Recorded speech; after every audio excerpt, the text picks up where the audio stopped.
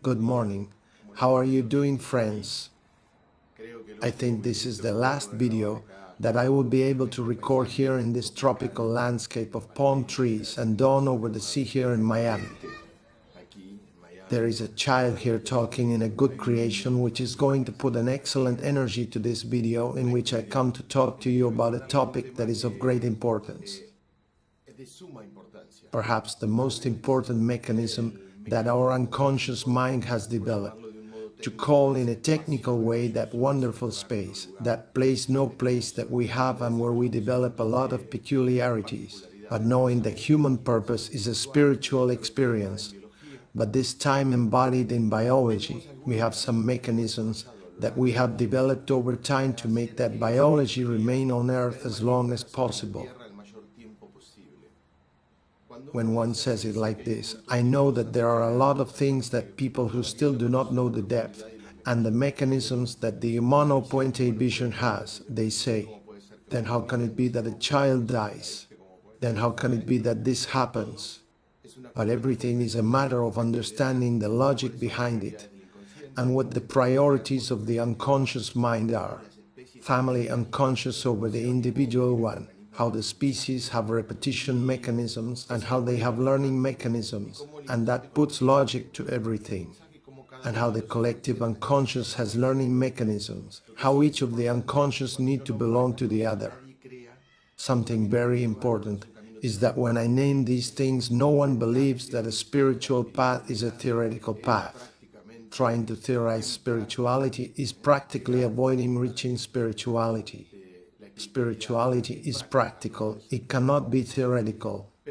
But this mechanism that I tell you is thought strictly in biological terms because there is something that we assume, and it is that here we are fractals of the universe and the creator of the universe at the same time, because we are everything at the same time, the universe and the creator of the universe, and in a fractal way.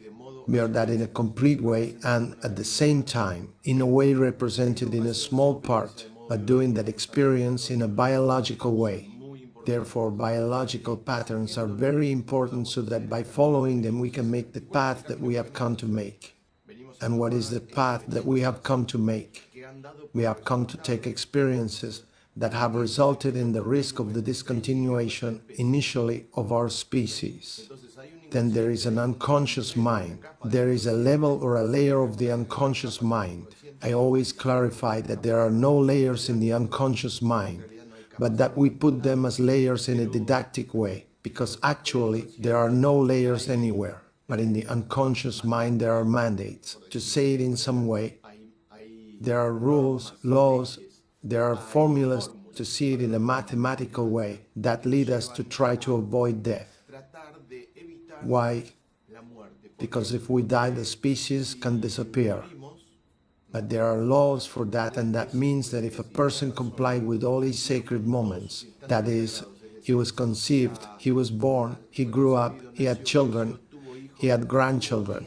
For biology, could he no longer fulfill a biological role? And the truth is that yes, that works like that. For biology, a person who has fulfilled all his or her sacred moments, let's say that he can go.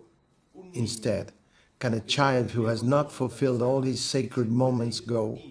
It can happen, but look at the size of the drama.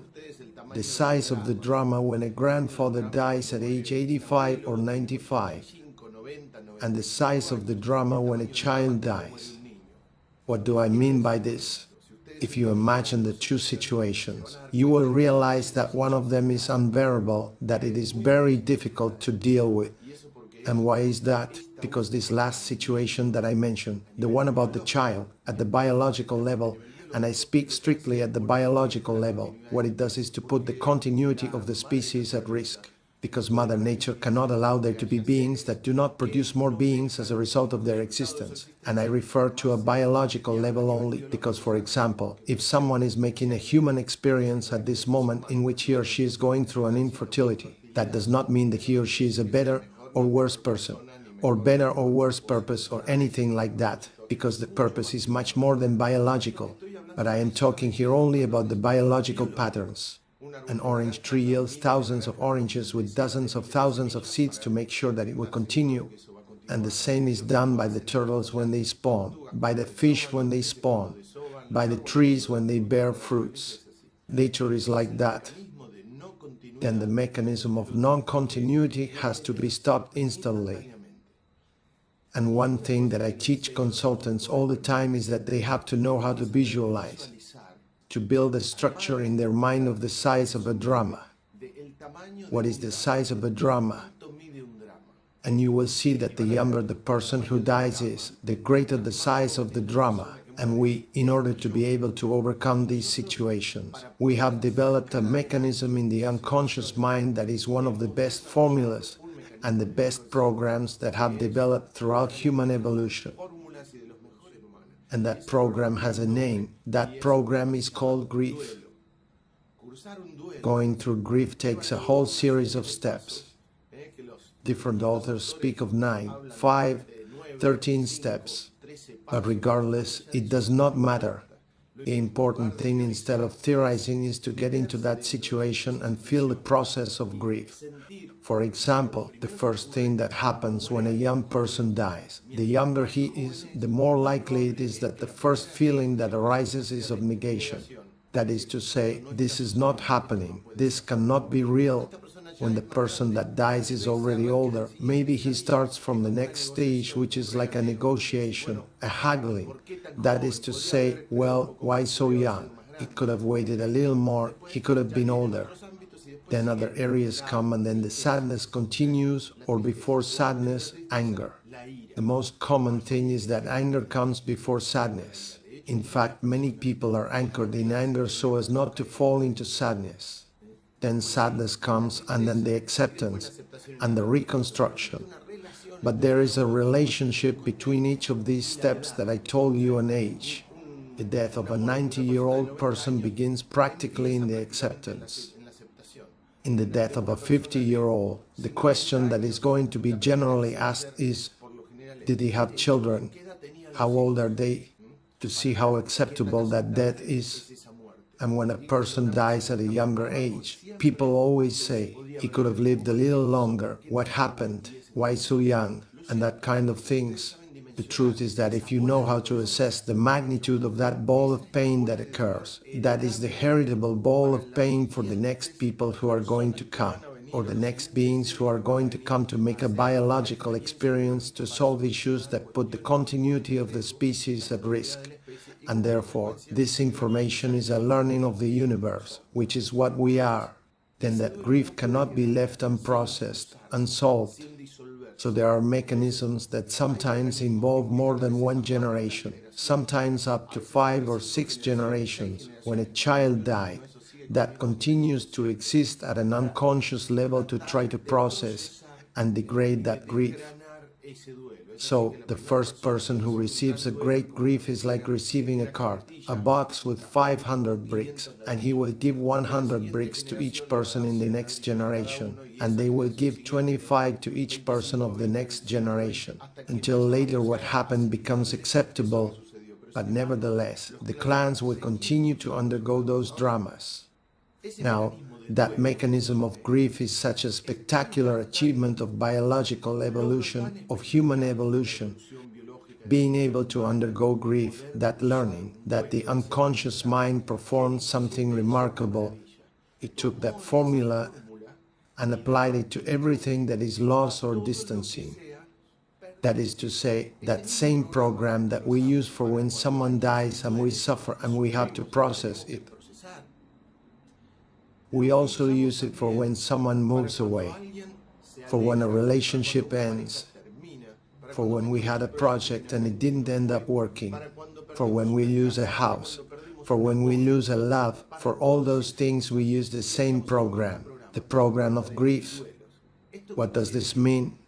That behind that, after all those situations of separation, when someone feels that the person they thought was their partner finally isn't, when someone is deceived, when someone finds out that they are experiencing infidelity, he or she has to go through grief. An idea ends here, a project ends here, a projection ends here, and from now on, it won't continue.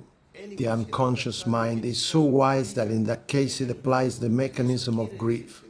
That means that all those situations in which something was stopped and ended suddenly smell like death in the unconscious mind. So, as a result of that, a lot of symptoms are generated.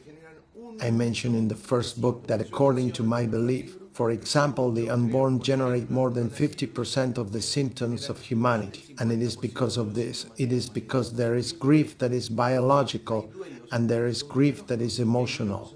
When the two are combined, the strongest of situations happen. That is to say, for example, when a child dies with which we had empathy, with which we had contact, the two types of grief are produced.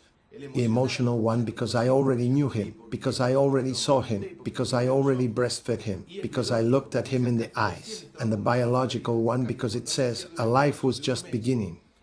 On the other hand, when someone has a 1-month pregnancy loss, the grief is less at an emotional level, but not at a biological level. Then it's important that you take it into account, because at a biological level it had the potential of all these things. Well, up to here because I reached the 10 minutes and Instagram has its limits. I invite you to learn about these topics in all the networks. I am going to continue talking about grief because, for example, all the food disorders, all of them, obesity, bulimia, anorexia, histamine intolerance, food allergies, all have grief behind. The key word of those symptoms is grief, so we are going to continue talking about that. Disorders concerning love have love grief behind. Food problems have love grief behind many times. So we are going to continue talking about this because it will surely be beneficial for you, and as a consequence, it will be very beneficial for me because I am there where you are and you are here where I am. So that this, as I always say, is not generosity. It is a generosity that at the same time becomes selfishness and therefore it is neutralized. I send you a big hug. On omanapuente.com you have a lot of pages. Remember, you have the activities page to see how to start making this path. You have the videos page to watch like 60 videos or 70 videos. I do not know how many there are. You have the consultants page to see the list of consultants who are people that, as you will see there in a form, we have no relationship with them. We have no responsibility. Many times we have no contact with them. But they are people that I know that they have gone through Omano Puente and they have made their path here, as that form will tell you, but there you have them ordered by country, by province, by city, so that you there can access and get much more information. There you have all the contact methods. I love you very much, and I am thankful that you become aware. So in this way, when we all become aware, we wake up together much faster. I send you a big hug. Thank you.